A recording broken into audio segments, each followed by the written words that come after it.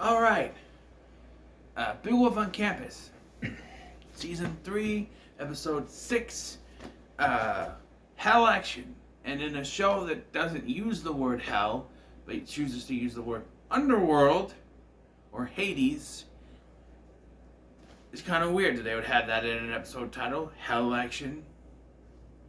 But the student body president elections are coming, and Merton wants to run, but everyone laughs at him for some reason. So he convinces Tommy to run against Hillary Chode,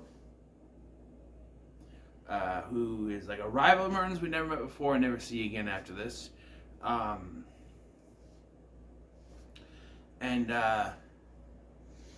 She really wants to win. Mr. McGovern, whatever, is their civics teacher, and he is like their faculty advisor on this. And he's secretly an 8th level demon who needs to make a deal for a soul by Friday.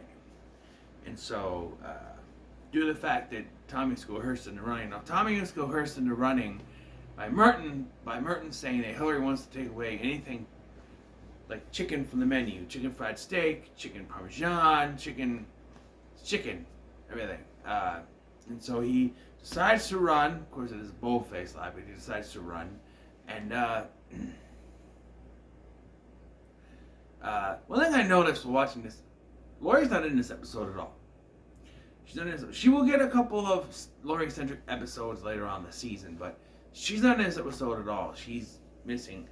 To be fair, they didn't really need her. I'm not sure what she would have done in this episode, but it kind of reminded me of the older episodes where it was just the two of them, you know, with sort of like maybe it was written for season 1, because it felt like maybe Hillary was filling the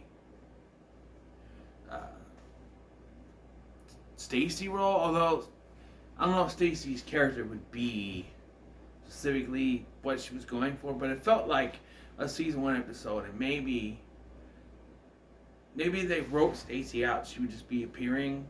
Like, there's a scene where these two girls walk by and Tommy gets distracted. So maybe if it was a season 1 episode, Stacy would walk by and he would get distracted and be like, oh wait, I gotta go do something for Merton.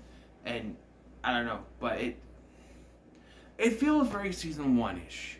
Without Lori there, it reminds me of the two of them, you know, as a team before she came along. Anyway, and despite the fact it takes place in school, no appearance of either team. So I think they're gone. I think maybe Tim was supposed to be in being Tommy Dawkins for that deleted scene, and they just decided, nah, one T is not good without the other.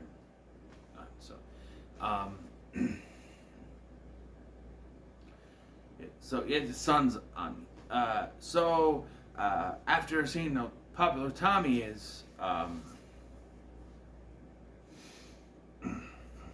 she gets all mad and goes to see Mr. McGee, and she's like, I would sell my soul for this. And he's like, you see that again? After a few, mess ups, she's like, oh, well, I would sell my soul for this. And so he said he's recorded it, he's got it on tape, and so it means they have a deal. And so he's gonna help her win the election, I guess. And so he goes through Hell's files, finds out that Tommy's a werewolf, and tries to use, I know you're a werewolf, and if you don't drop out, I'm gonna tell everyone that you're the werewolf. So I'm gonna ruin your whole entire life just to get this soul. Well, he's a demon. We'll talk about that when we get to it, but yeah.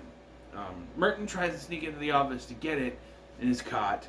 He finds the tape, and they're singing it, and it gets dropped into this little hell circle that's there. So, wouldn't that mean that it was destroyed, and therefore it doesn't exist anymore, and therefore the deal is voided? Wouldn't that make sense? I don't know. Hold on a minute. I was trying to deal with the sun, but I couldn't do it.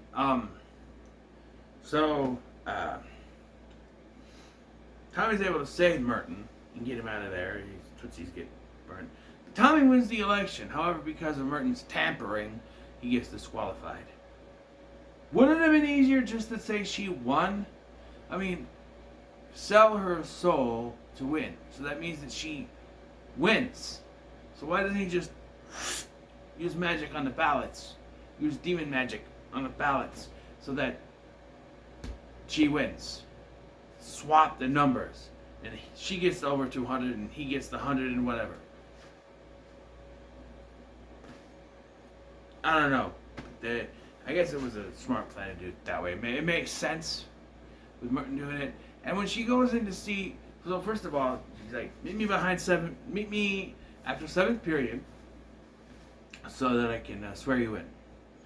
And so Merton tells Tommy, hey, stand by the door and don't move for anything. So of course, 2 hot girls come through, and this just, it's too coincidental. Like, oh, hey, just so she can get in there. Wouldn't it make sense if, like, he and made 2 hot girls walk by so he gets distracted? I don't know. Demon smells. She walks in and he's completely red face, horns. He's a demon, not the devil. We already see what demons look like. We've already seen what demons look like in season 2. They're a darker shade of red with horns, but they're not. This looks like painted on. What was the budget of this episode? When the nerd demon in season 1 looks better than this, we've seen makeup that looks better than this Dr. Apocalypse. The Swamp Thing looked better than this. Merton's season 1 hair, the first set of makeup that Tommy wore, looked better than this. The Abernathy statue looked better than this. I don't know. But the only demon that should be red is the devil himself, and he's not the devil. He's an 8th level demon, they say. And Tommy comes in, but Tommy comes in after. It's very okay. He's kind of stupid. Like, he gets distracted, and then she goes in, and then Tommy shows up and says, "Hey, let her go." And he's like, "Nope," sucks her soul up with a soul sucker thing. I don't know. And so, yeah, Tommy's like, "Give it back." There's a bit of a scuffle, and Merton comes in and says, "Hey, I have this poem that Hillary read to me, and in the poem it says that she gives her soul to him. So I guess that legally bindingly means that it was a double deal, and so their contract was void. But as I already said, the videotape crashed into hell, so technically it wouldn't exist anymore, right? I don't know." And so because of that, she sees that Merton saved, gets her soul back. He goes back to Hades, and she sees that he's still got it hiding under the pillow this whole time. So it's there with the book on Pleasantville Werewolf, on Tommy's werewolf book, which is last time we saw it was there. So it's there. Okay. And so they sort of get together, but we never see her again. And then she takes away the budget for the Gothic Fantasy Guild. And he's like, "Okay, we're through." And then he thanks her for not getting rid of the chicken fried steak. And she looked on her face like she had no idea what he was talking about. But he's just kind of, yeah. This is a very school-centric one. We never really left the school. It's different, but it's not one I've watched a lot, and I think I've seen it maybe once. It's kind of spoofing Hellection with Reese Witherspoon and Matthew Broderick from back in the 90s, where there's this girl is obsessed with becoming student body president. It's kind of like that. I think I've seen that movie once, way back in the day, but